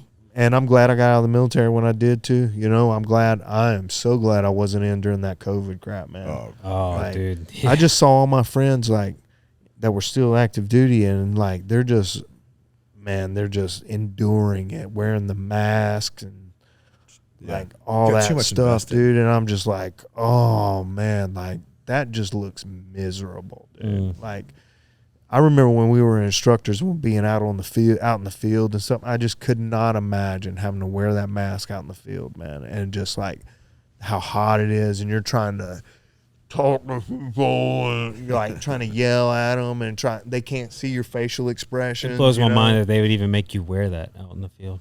Yeah. Man, it's crazy. It's crazy they even made you wear them in the first place. Bro. Yeah, right. Yeah. So it's like, but man, that's going down a whole nother pathway. Time for that. Be here all day long. So before we leave, real quick, I had DK do this probably like our third episode. I want to pick your brain on it now, but I'm changing up the stipulations. Like, I'm gonna give you a time limit. So I'm gonna go through white to black. I'm gonna give you 10 seconds. Oh, 10 seconds. I want you to try to describe each belt and the journey of that belt in one word. One word. Yeah. And we're gonna start at white. White to black. 10 seconds each word. Yep. White to blue. White to blue. This is gonna be tough. Yeah. So we're gonna start the time. We're just gonna go fast. 10 seconds. Yep. 10 seconds. 10 seconds. And Just throw out the best word that you can think. Starting at 5, I'm not good under pressure. 2, 1. Ready, go. White, new. Blue. Overwhelming. Purple. And I don't even know. I'm doing bad at this. It's okay if you go over 10. I was just We're just fucking with you. yeah. Yeah, purple was like comfortable, I guess, I would say. Brown, confident. Black, terrifying. Yeah. I like that. Yeah, I like those are that. good little one-liner. Yeah, one it words was. too. Yeah. Well, what'd It's you hard say? to What'd just you say describe for it in white? one word, yeah. Did you say new? New. Gotcha. Yeah. Survival it's was one. Survival, yeah. I was gonna say or overwhelming. Surviving. Overwhelming's a good one. It's just like you don't. You think you're never going to catch up, bro. Never. You're never going to get there. But like one day, something clicks. Something just starts to catch on. Well, it's like you guys are and saying. it's like, oh, like Probably after the 1,000th rep of Well, for me, I end up in like half or side control on the bottom a lot. Yeah. Like especially with like the bigger dudes. yeah. So I did as well as when I was younger. Yeah. When I was a white belt. Yeah. So that's I started doing some privates with Ethan, and that's what I've been working on, just trying to get better at surviving, really. Staying calm. Yeah. You can stay calm. You can think. If your brain is always racing and like worried. What's the next thing? Oh my God. You oh can my God. never think about what's coming up next, right? You're just surviving. Right? Yep. It's once you can learn to stay calm, then you're like, I've been here before. Okay, I can breathe. Then your brain can start processing how to do what, when to do it. You can start feeling changes and movements, things like that. But I do have a question for you though, just because people have asked me over the last couple of days. So, they go like, man, like congratulations. Like, how does it feel to be a black belt? Right. And this is the best way. I was talking to Grayson actually the other day about it. I said, after Saturday was the first training session as a black belt, right? And put it on. I didn't want to look down, right? I just didn't want to. I never felt this at any other belt, like getting a brown belt, purple belt, whatever. Like I was like proud. I was like, I always say I was a belt hungry guy, right? Like, again, even after promotions, people are like upset. Like, man, I've been there. I wanted those stripes, right? Like I was upset when I didn't get the stripes. What did I do wrong? What, like, what is it that are you looking for? Like, Right. always wanted the stripe, right? Until you get to like brown belts, the one I was like, dude, just one day when you feel I'm ready, like don't give it to me until I'm 100% ready, right? But like black belt, you look at it and it's like, I don't even want to look down because it's like imposter syndrome. When I get it, I'm like, it almost feels like right now that I went out and I bought a belt, I put it on and I went to a gym and I'm like, oh, I'm a black belt. It feels that way. You know what I mean? Like you don't deserve it, right? So new. It is so new, like, and you don't feel. You feel like you got to wear into it. Yeah, man. and so it's like, it's a weird feeling. I was It wondering if takes like, years. did you feel the same thing like when you get your black belt, or, because I think going through the ranks, you're like, man, when I hit black belt, like you're just gonna know you're ready, and like you're there. Yeah, But and you're the man. Yes, ASAP. But it's like it's the actual opposite where you're just like, I am. That's why I say terrifying, right? Yeah. Like, is my jiu-jitsu good enough? Can I hold my own? Yes, right. But I'm still hungry to like be the best, right? Or not, I don't have to compete to be the best, right? I just want to be the best version of me and like be a good black belt. But and I will always chase that. But right now, especially new, it's just like it's so awkward. It's People calling you professor, Yeah, or it's just that's what's like. Man, still, I'm like, dude, you can just call me Derek. Just call me DK. You know what I'm saying? Yeah. Like, oh, professor. Yeah. Like, dude, I'm just a person. You know what I'm saying? And it's like, but it is, man. It's the 1%. You know what I'm saying? Like the percentage of people that start jiu-jitsu, they say is like 1%. And so it's, having a black belt it's a big thing. It's a big deal, especially a Brazilian jiu-jitsu black belt. It's something that is scary, especially at the beginning. I don't think I felt like a real black belt for a long time. I would get nervous when brown belts and stuff would come to my class and stuff, and I'm like, only been a black belt a year or a week or 2 weeks or something like that. and I'm like teaching moves and stuff like that. Like, are my moves legit? Like, Yeah. are these like, am I doing it the right way? Right. Like, Are they am I teaching? criticizing Are you it? criticizing me? Yeah. Like, Yeah. but it also makes you level up, because now you're critiquing yourself, and you want to be the best of that. You want to be the best teacher. You want to be a good teacher. You want to be a good training partner. You also want to be a good coach, and you also want to be a good role. Like, like now it's like you got this black belt. Everybody is wanting to impress you.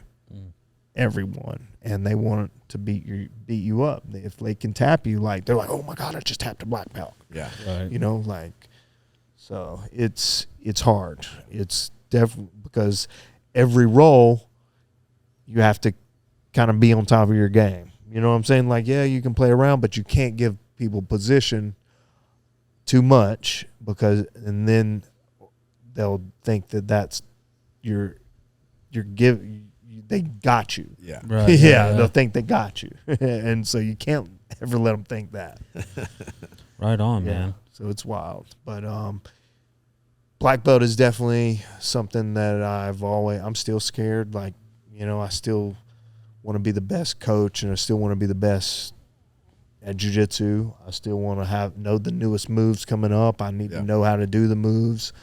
I still think people criticize my moves. I still want to make them the best, so it never stops. But like, if you want to be a good person, you want to be a good instructor, that's always going to be there. You're always going to want to level up yourself and be the best version of yourself if you want to be good. If you don't want to be good, well, then you're like, things aren't going to last, for you. Your business won't last. Like this place, if I didn't give out my best version of myself, as a black belt. So, because people expect that. They want the best version of, they think they see the black belt and they're like, that's the mecca right there, because it does take so long to get.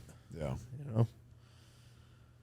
I agree. But it's good. I mean, I say it's good to hear, like, in the same aspects. It's like, I don't think I'm like alone in that aspect, but it is such a wild thought process, and how you feel. Because like I said, I just think that people look at you and go like, holy shit, he's a black belt. You should know everything. You should know everything, blah, blah. You shouldn't feel that way. You should feel like you're so ready to be a black belt. It's just crazy, and it's the starting over. It's the reset button. Man. Now we got to learn how to be the best black belt. Yeah, and it's I say it's terrifying. I mean, it's good, but it's motivating. Makes you level up. Yeah, you could be the guy that just sits back and goes like, hey, I got my black belt, but like, for the majority of us, like you said, it's just almost in your DNA at this point. You're not going to stop. You're not going to give up and just magically go away. You know what I mean? You're still going to show up, and you're going to get better. And now, even when I come in and I train now, it's like, not that I have to go harder with people, but at the same time, I find myself going like, you need to roll like a black belt. Right. You need to move like a black belt. You want people, when they get done, to be like, whoa. Now, granted, it was a younger kid today, but it's like he's like the wrestler was like rolling with him, and I didn't go overly hard with him, but I got him several times, and he just got he's like, are you a black belt? You know what I mean? But it's like, but you want people to do that, where you're like, you get up and you're like, I remember Daniel Koval. I said the same thing. I was a purple belt, and I went up to Marcelo's, and I'm in the advanced no-gi class, and out of nowhere, Daniel, he's like slides over there with 2 knee braces, bald, just very unassuming. He's like, hey, you want to roll? I'm like, yeah, man. Shake hands, and he just takes my back, chokes me, freaking arm bars me from closed guard, triangles me. I'm like, after we get done rolling, I'm like, are you a black belt? He's like, yeah, bro. Yeah. You're like, okay, thank God. Yeah. Well, appreciate you coming in today, man. And, Yeah, I mean, sure, well, you were here rolling anyway, but appreciate you staying and jumping on the pod with us, dude. I appreciate you guys having me, man. Time out. Man, this was a long one. Yeah. It went a while. I don't even know what time it is. Yeah. Well, I don't know what time we started. Yeah, I don't either. But yeah, man, appreciate it, dude. Yeah, number one, it's a pleasure training with Tony and shit, and it's like, it's awesome to have him on here too and give his perspective of it.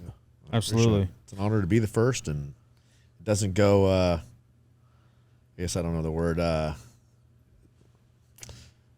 unthought of. Yeah, you know what I mean? Like, I recognize that as far as being the first, and that's something that I'll make sure that I will live up to being, you know what I mean, where he can be proud and go, Yeah, man. like he doesn't ever have to worry about that fact. Like Yeah, he knows, and I know with that me, for sure already. Well, I don't think anybody that trains here like thinks otherwise.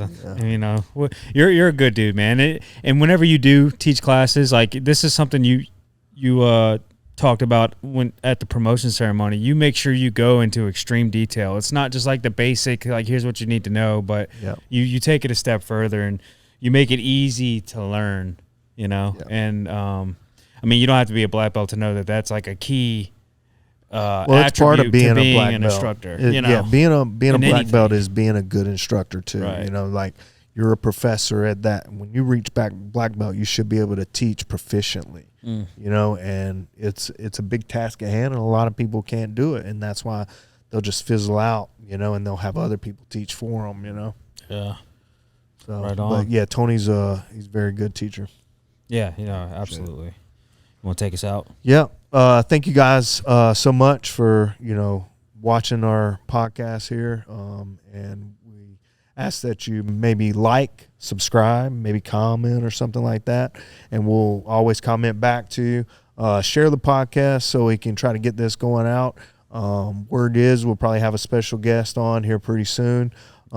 He has a podcast as well. So UFC veteran, Ultimate Fighter veteran, probably about to be a UFC Hall of Famer at one point in time. He's not in the Hall of Fame already? I don't know, bro. Oh, I thought he was. Maybe not. Maybe he But is. if he isn't, he definitely will be, yeah, for sure. But anyways, we're going to try to have on him pretty soon, and we'll be on the lookout for that. But, yeah, thank you guys so much. Please subscribe. Yeah, and as far as like the promotion ceremony and all that, we're gonna roll that footage right after we wrap up here, and you can see Tony's promotion and all that good stuff. Nice, cool. All right, well, appreciate you again, Tony. Thank you. And till next time. Out.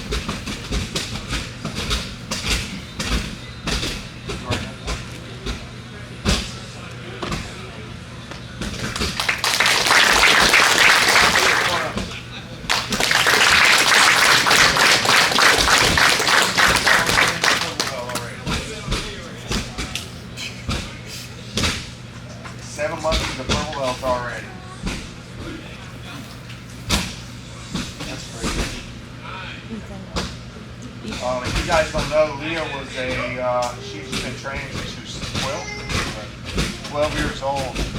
She's 19 now, and just competes consistently, competes often, big tournaments, smaller tournaments, a lot of no-gi stuff, but we'll get her into the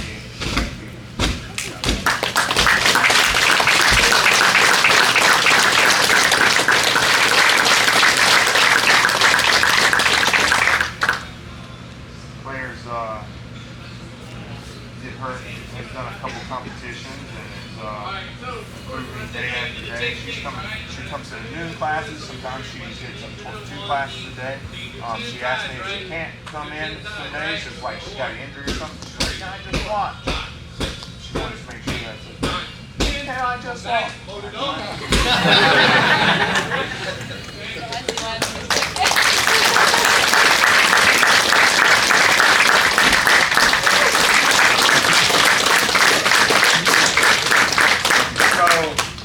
Britain has competed numerous times in Muay Thai competition, full contact that is. Now trying to get his feet wet over here in the real guys training. You know what I'm saying? You know, we grapple around with sweaty men, you know what I'm saying? You know, someone punches in the face, you like get really close to him. Yeah, he's not, he likes that. That's what we're making. See, they're having too much fun back there. When you leave here, you're usually crying, right? You're like, yeah, what's up?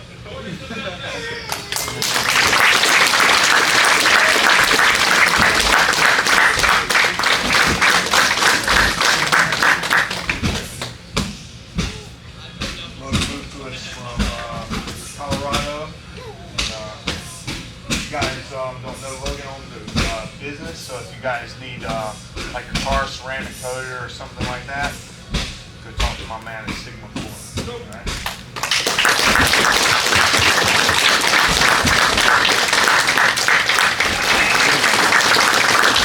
I'm actually taking a strike from Rob. I love messing with Rob. It's like he's so easy to mess with.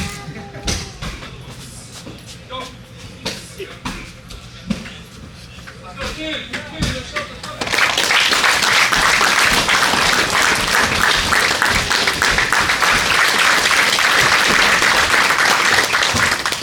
these guys, both the victors, guess where they're from? They're from the same town. They didn't even know each other when they moved here, you know? They didn't know each other. Oh, you knew each other? Oh. I don't know what you guys did know each other. That would have made the story so much better. Victor and Victor.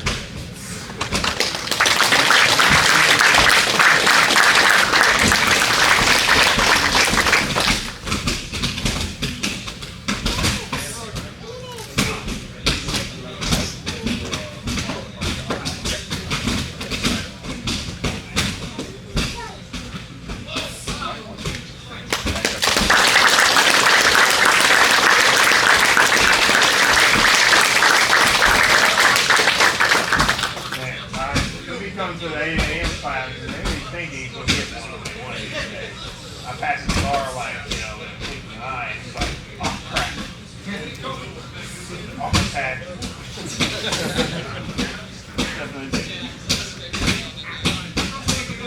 Thank you. Appreciate it.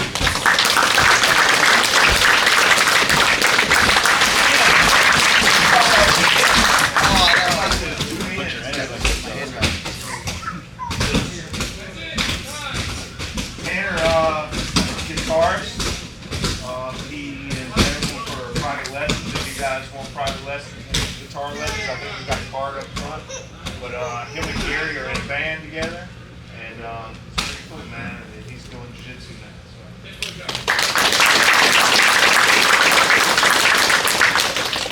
I haven't thought about it.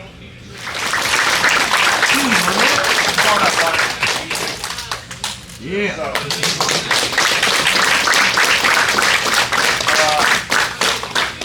Tyler just turned 15, and so that's why he's in the kids class, right? I mean, upgraded from the kids class, now he's in the adult class, all right? And he's just been, you know, crushing in the kids. He's a really good wrestler, made it to the States this year, first time, right?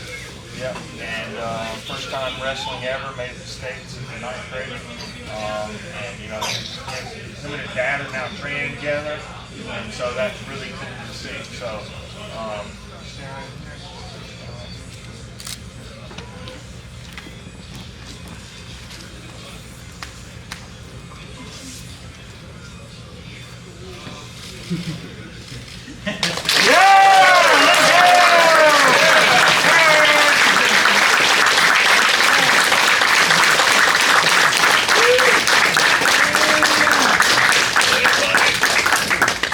Ryan's been training a little while. He's a police officer as well, so he's been training here quite a bit. This might be too big. Is this too big? Is this too big? The 8'3", bro. All right. Look good on him right now. All right.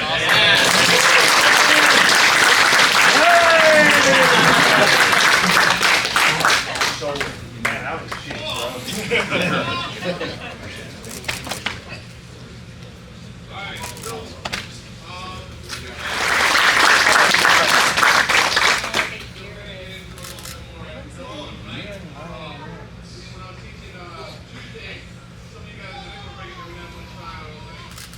Alexandra, we did a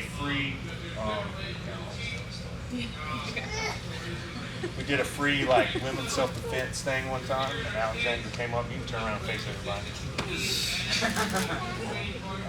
She showed up, and I thought she was gonna sign up, and she didn't. She did my free class. Rode off in the sunset. You know? No, I'm just kidding. It was COVID season, you know. So, you know, that prevented her from joining, but she's been crushing it, coming to Jiu Jitsu. She's been doing tournaments. She's been doing kickboxing.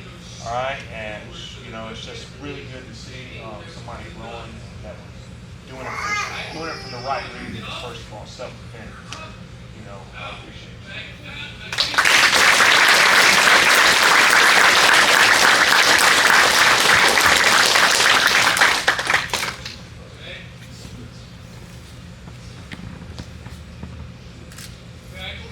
So Leor's getting 2 strikes tonight. Woo!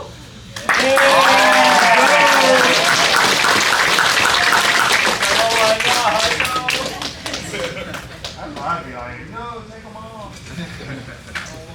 Now that I'm a black belt, you know, I can kind of say that. You know? 'Cause I've already kind of learned, man. Yeah, all the guys did that.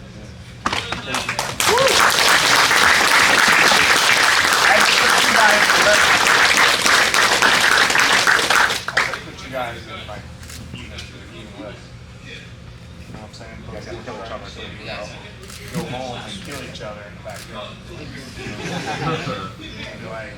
like, I'm the older brother, I win. That's what I got to deal with that all the time.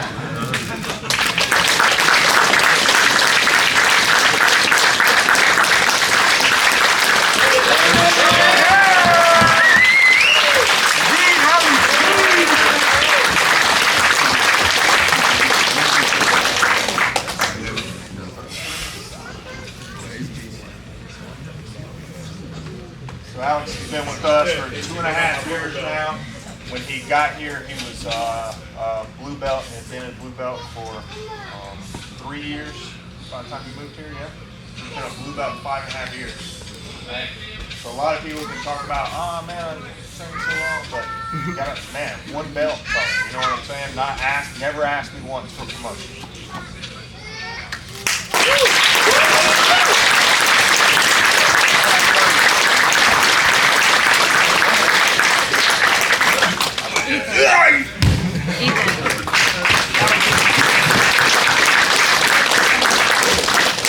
Hell yeah, Alex.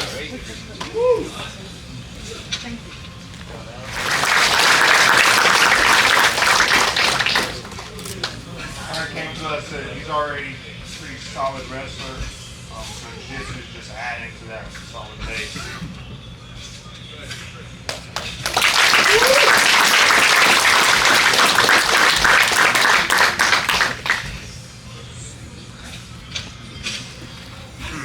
So like this person I didn't know about.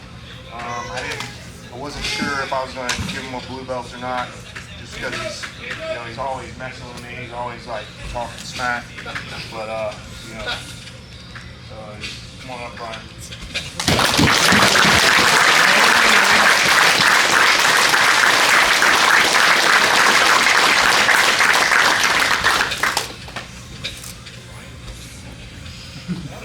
Biggest mouth in the whole gym. Yes. And he's a preacher. I mean, come on. Now.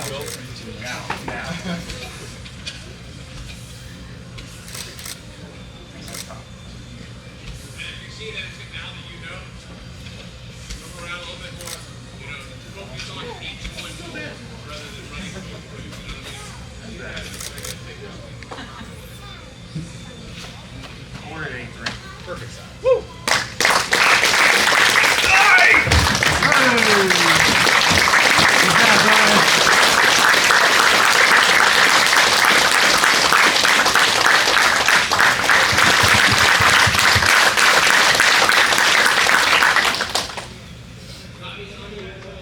These roll shit right now. I'm only giving him 1 strike. 1 strike. I'm only getting 1 strike. I'm making her all. Chevy. If you guys don't see him at the night a lot of times, he's in the morning class or he's in the noon class if you don't see him at night. So just like Scott, Chevy's here all the time. Can't say enough good things about him. It's really solid, good to have a solid brown belt stable because those guys know what it takes to get to the next level. Because I mean, they've been He's been training for how long now? 13 years of jiu-jitsu. Lifelong martial arts, by the way. Karate black belt. Third degree in Taekwondo. Second degree in Focus. Okay. Second degree in Hapkido. Third degree in Japanese. Yeah.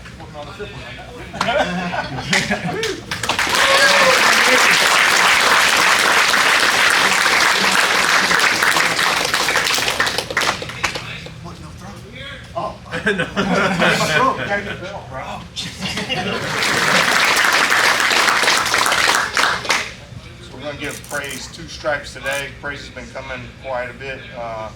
He's been coming every single day and been killing it these past couple months. So he's been on my radar. You guys, I tell you that, you know, a lot of times the promotions were, you know, figured out months ago or weeks ago before I even announced the promotions. He's one of the guys that I was thinking about, you know, college baseball player, and, you know, now with the efforts in Jiu Jitsu, and I think he's going to go far.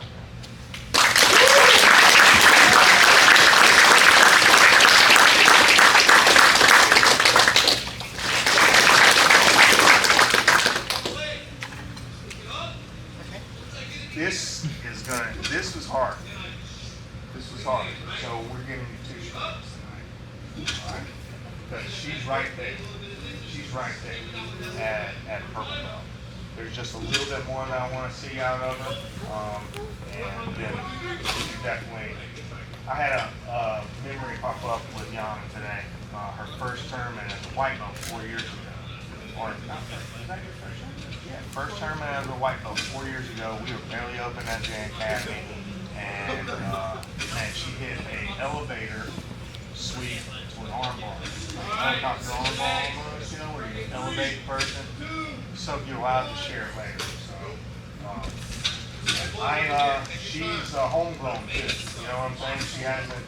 You know, she's been with me the whole entire time. She was with me at the other place. She came here as a white belt, and then how long have you been a blue belt now?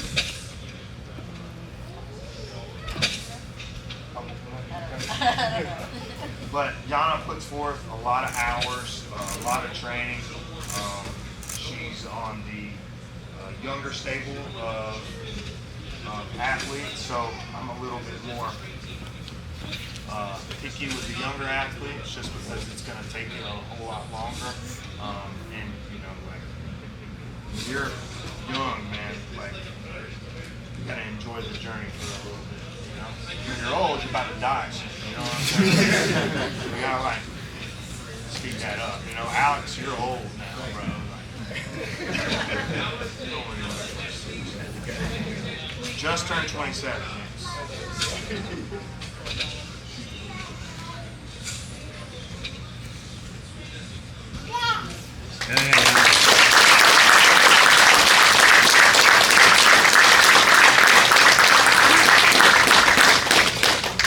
David's also getting 2 strikes tonight as well. David comes just about every noon class. Very consistent. One thing I like is whenever, you know, if I go a week, or I go 2 weeks, or I go 3 weeks without seeing you, man, that's not a good consistency schedule. I understand, you know, accidents happen, injuries happen, or whatnot, but communication is really big, right? You communicate with me, talk to me, hey, like, what can I do if I'm injured or whatnot? And just come in. You don't have to roll. Just come in. I'm not saying he does that, but I'm just saying his consistency day after day. I appreciate it.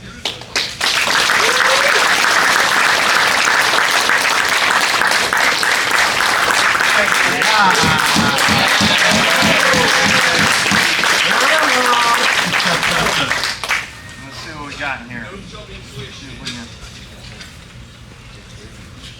Man, I'm bigger than I look. I ain't promoting this many blue belts. I just got an extra.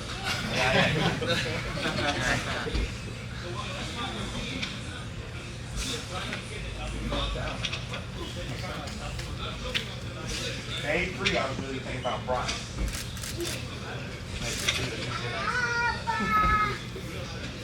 Madison trained in Jiu Jitsu a long time, actually. So probably, what's this, the 90s? 05. Haha. What does that mean? I'm just like, he's just that old, you know what I'm saying? So, but yeah, Matt's had a few obstacles in his way. He switched academies, came here to another place, and so it's been a long time. So hopefully this right here will put a bigger target on his back, and it'll make him train even harder. But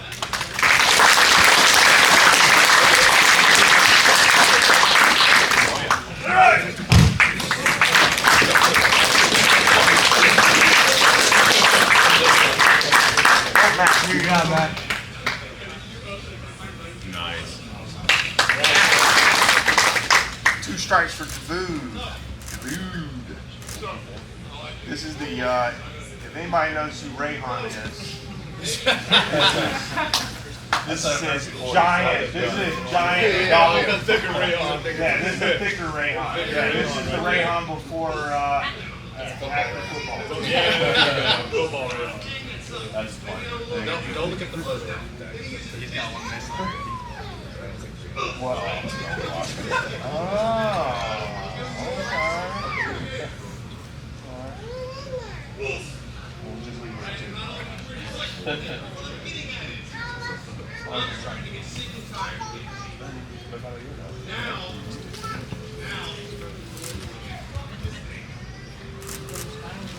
He had already had 1 strike, so don't get y'all's panties in a bunch. He's getting 3 strikes.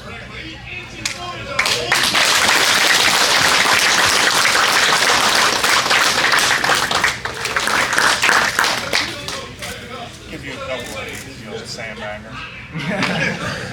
Me and Nick got our blue belts the same day. Really? 10-year-old blue belt, right? Yeah, so Nick took a little hiatus from Jiu Jitsu. If you've been coming in noon classes, you probably roll with him a little bit. So Nick is an old training partner of mine as well. I used to have him come in and help me during fight camps. Because he was like a solid wrestler, solid striker, and everything like that. So, and you know, all of a sudden I saw him. I don't know if you guys follow this guy named Ed Milet. If you don't, he's got the Ed Milet podcast. It's a really good podcast. It's what drove me to open this place. Just his mindset and the way he talks and different things like that. I just out of nowhere, you know, Nick was an accountant. Driving how many hours a day? How many hours a day were you driving? 1 hour both ways. 1 hour 2 hours both ways. a day. 1 hour 2 hours a 1 hour back. day, yeah. 50 miles. To be an accountant, right? And so I didn't know, but anyways, I didn't know he was into, you know, being a trainer, being a personal trainer. And I saw him comment on Ed Milet's Instagram post saying he wanted to be the best trainer in the world and all those other things. And, you know, I was like, I messaged Nick, I was like, did you know Ed Milet? Like, you following him? And we just started talking. He came into the academy, and then the rest is history after that. He's a great addition to the next element for boxing, for strength and conditioning. Just an all-around great person, and I'm just so happy that he's a part of my team, you know, and on our team. So thank you, man.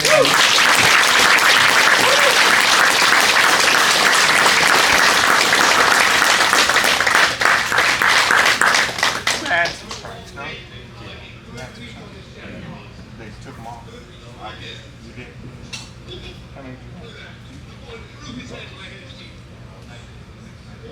so he had already had 2 strikes, but he took them off because he was training with another guy, we shall not name.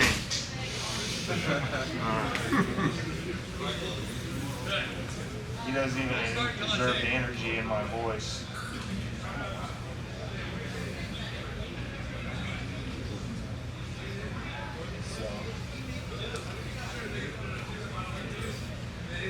Also, he's my Me and him have a podcast. If you guys haven't listened to it yet, you suck. Put it out there. You should be listening to the podcast. And you should be subscribing to it. If we had every one of you guys subscribe to the thing, we'd be over 100 by now.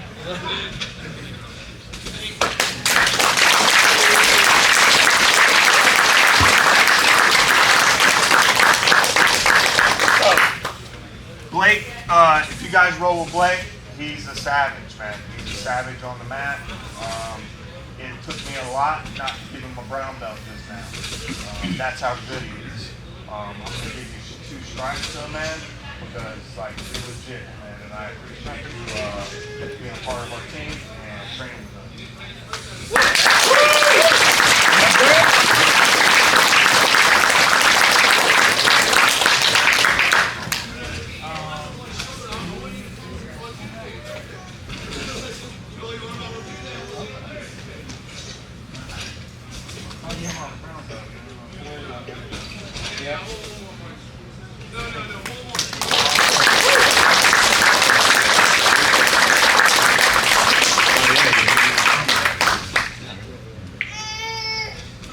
Brent's one of my OGs, been with me. How long you been having this blue belt now? 4 years. 4 years. So that's why we're giving him a purple belt.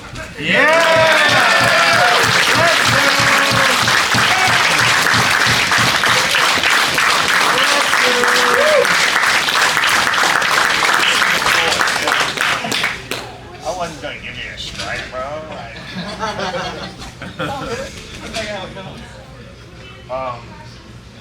Yeah, Brent. I mean, if you guys been in a promotion ceremonies, you know, me and Brent go back a little bit for, you know, as far as like he helped me start this business. He looked over my business plan. He told me, you know, what I needed to change.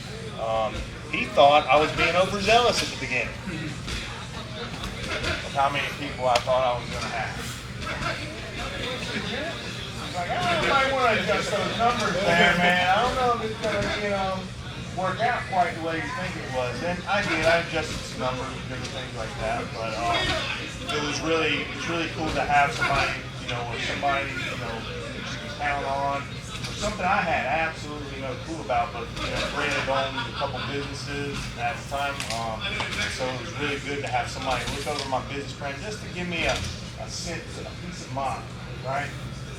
Even though he had no clue about the martial arts business. I don't think I gave him a peace of mind. Yeah, I might stress it out. Anyway, man, Brent's been with me since the day we opened and he signed up. The day we opened. So he was student number 1 just about. Anna, student number 2 just about. So it's like I remember all the people that have been here since the beginning. So I thank you all again, and Brent, I appreciate you.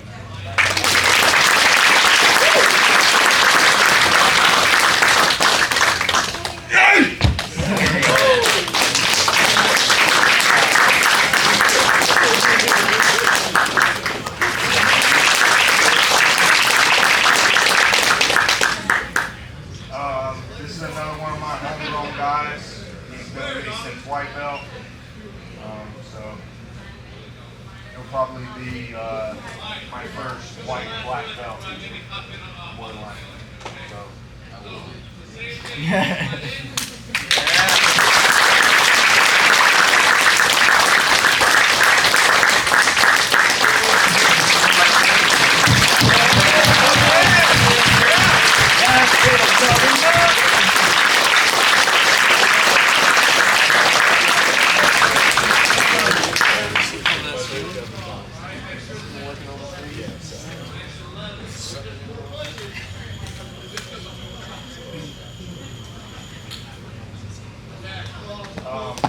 Gangsta little stud, huh? You guys roll with me. Firecracker. Nothing but love for everybody. Don't feel like getting the chokes. Man, he arm dragged me to try to take my back one day, and I was like, oh, Blair. No, man. I'm not letting you do that. And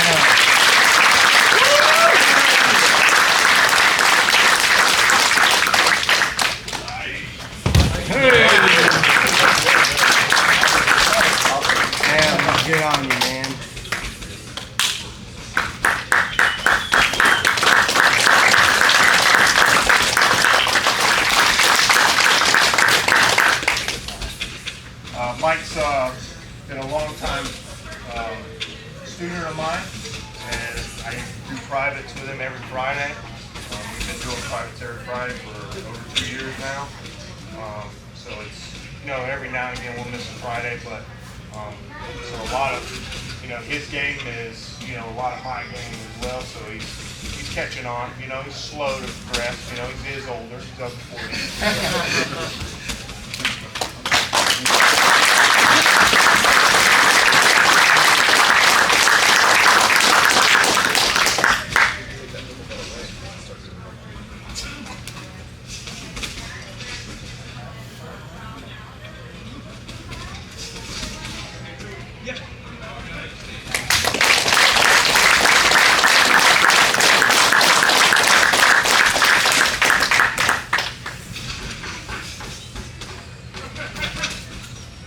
Man, this thing's looking old and raggedy, man. Woo-wee. Kobe, I always tell this story too. When Kobe signed up, he was like, I only got enough time for Saturday. Several years later, he's coming every day. Or not several years later, but 6 months later, he's coming every single day. He's not missing a class. And it's just consistent. He works out early in the morning before he goes to work, owns business, comes here, and trains, and goes home. And so it's like, you can't let, your outside life get in the way of what you want to do in your personal life as well. And sometimes we let stuff on the outside, our job and different things, prevent us from doing stuff that we really want to do personally. And so Kobe doesn't let that.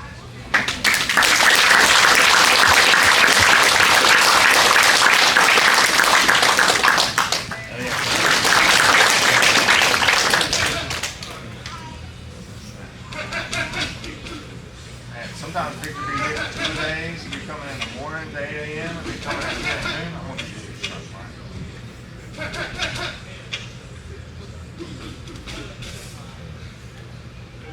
You guys know if you wash your belt, you wash the juju off of it. All the hard work and effort that you put towards it, it's all gone. All gone after you wash your belt. But so is the staff and the mercer. So I've never washed this belt. It's hard to believe, I know.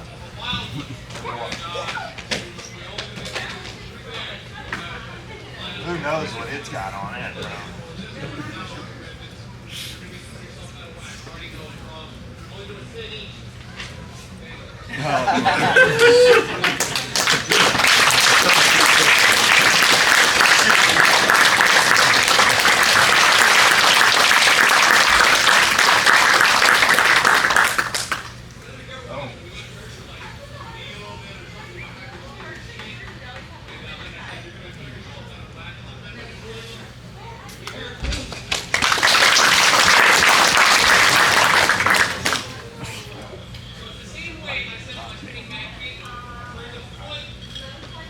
Edwin moved here as well with Logan. They both work at Sigma4, and you guys get an opportunity to check them out. Ricky started working over there too? Yeah. Where's Ricky at? Is he on vacation? I busted your rib last week. But I still should be here.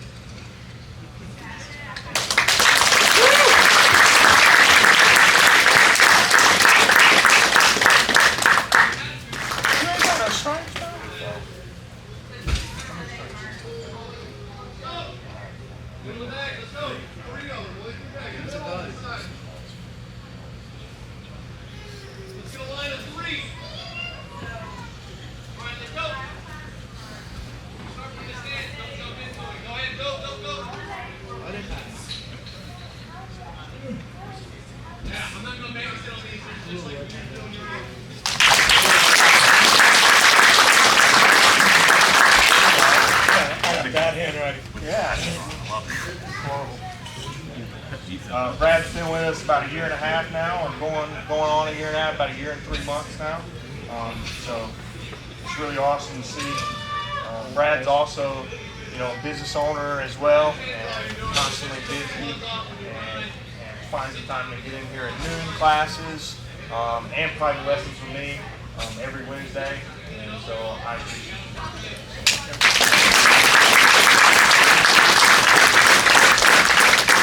Kelly, Lucas is heading to Master Worlds, so it's the over 30 division.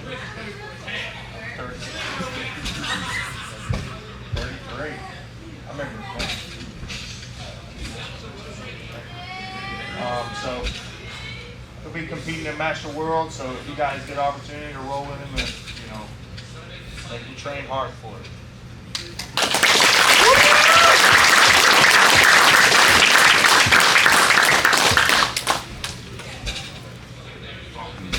Tony, come on up, bro.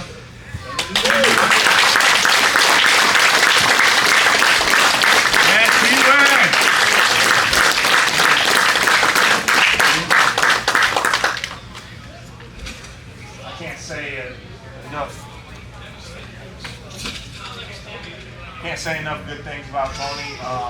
He's a guy that's got 3 kids, he's got a wife, he's got a job, but he still shows up just about every single day. Sometimes twice a day. He's doing strength and conditioning workouts. He's studying on his phone, on his app. So with that being said,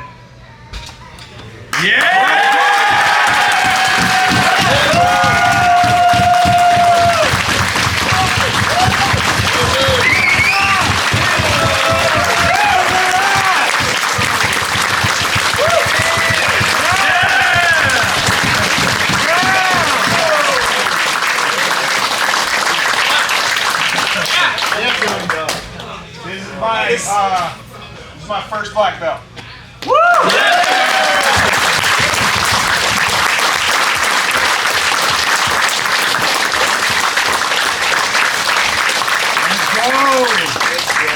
Well deserved. Beast on wheels over there.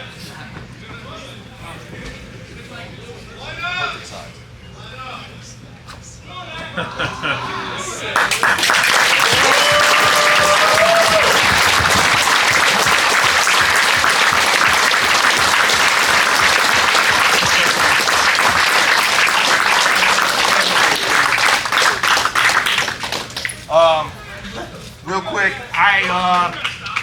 again about Tony,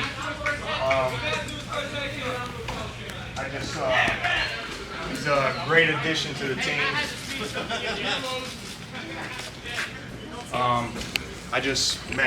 Anybody that has ever trained with Tony knows that he's going to give you the shirt off his back if you need it.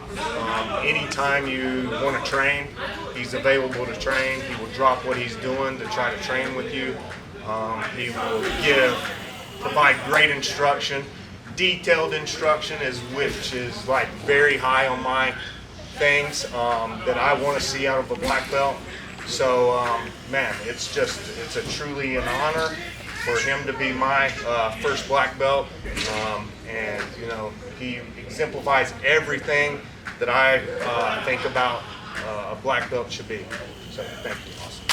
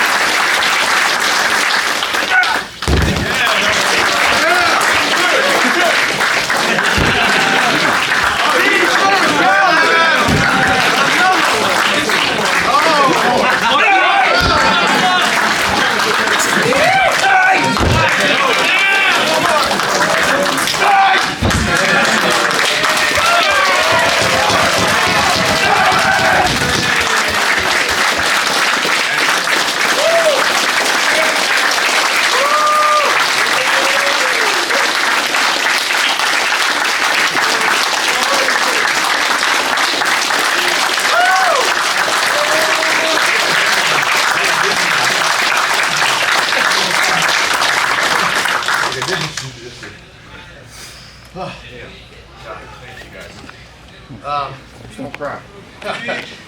My wife told me she'd kill me if I did. Man, guys, thank you guys so much. I'm pretty sure he gave me this because I am old. Okay? I'm 42. But no, as far as like getting a black belt, I'll try to keep this somewhat short. But over the last week, since he's mentioned doing promotions, you know, I've had several people ask me if they thought I was going to be getting a black belt. Well, obviously I don't know. It was only a 3 straight brown belt. You know, sometimes self-doubt can creep in. You know, are you good enough to be a black belt? You know, do I deserve to be a black belt?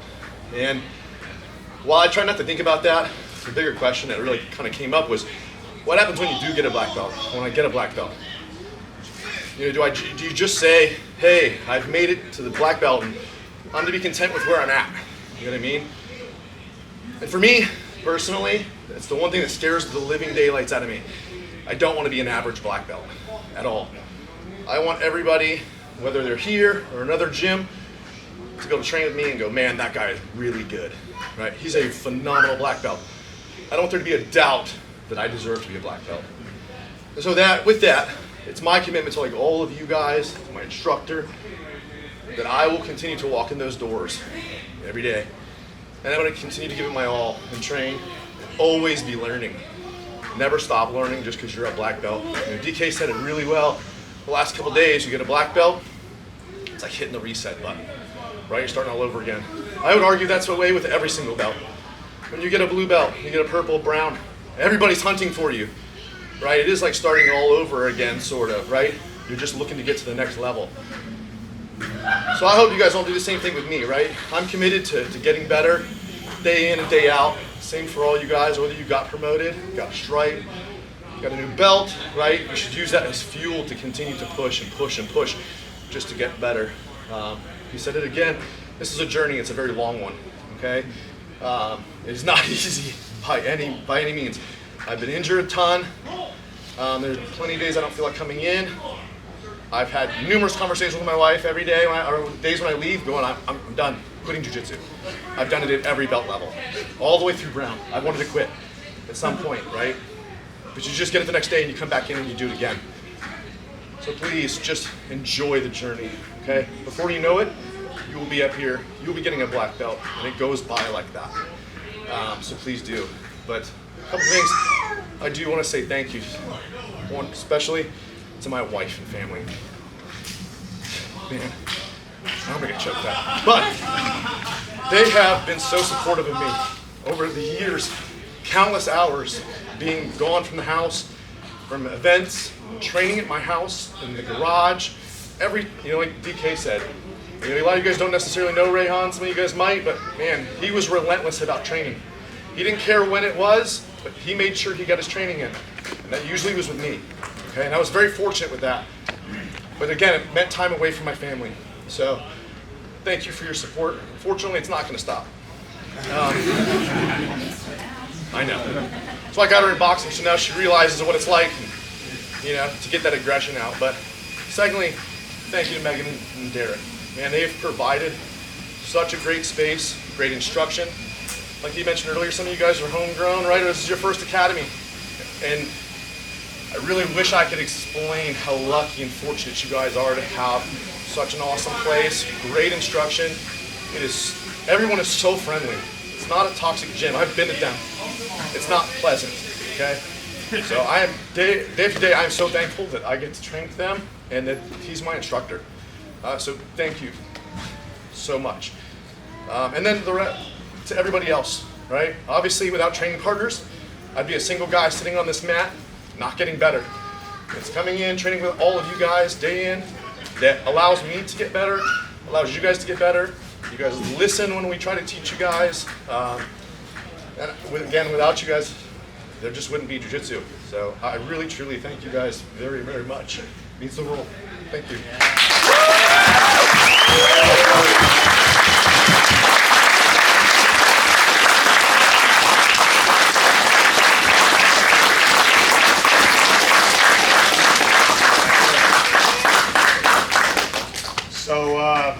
Yeah, guys, so look for Tony to be coaching a little bit more, some more classes. No, I don't know. I don't even care. I saw like a little ant coming out of your head. Anyways, so again, if you didn't get promoted today, you might get promoted a month or 2 months from now, 3 months from now, 4 months from now. All I want to see and all I ask, I don't know how many times you guys heard the word consistency today, but that's the goal, right? When anytime you wake up in the morning or every time, I just want you to hear and see the word consistency. Consistency, consistency. It pays off, okay? There's no reason why a guy with 3 kids, a wife that works, he climbs up on ladders multiple times throughout the day. Multiple times, climbing up on roofs, doing inspections, getting down, putting his ladder back up on his truck, getting back in his car, gets here at the academy, takes his work boots off, puts them in his truck, puts his slides on or his shoes on, comes into the academy, gets trained, comes into the mat, and puts 100% of his effort onto the mat. I saw it today. Him and Chevy were rolling like animals today. So, you know what I'm saying? It's a lot. Aubrey, I forgot about you, man. Get up here. Yep.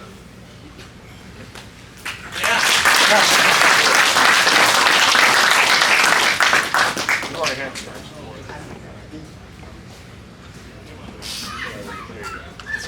What's up, dude? But anyways, sorry about that. That was like a squirrel moment. Squirrel! You know what I'm saying? Who's seen Up? Have you ever seen the movie Up? Yeah, you have kids. Anyways, yeah, man, it takes a lot of time and effort to be really good at jiu-jitsu. It takes a lot of time and effort to be a really good instructor. You know, and make sure to give Nick his white belt. Already did. Thanks. But it's really awesome to see, you know, as many people as we got here today to be here for Tony and this amazing milestone in his journey. So again, if you didn't get promoted today, it's nothing against you. It's just looking for you to be here more, be present, and get in here as much as you possibly can, and look forward to the next time you might get promoted. All right? With that being said, thank you guys. Yeah.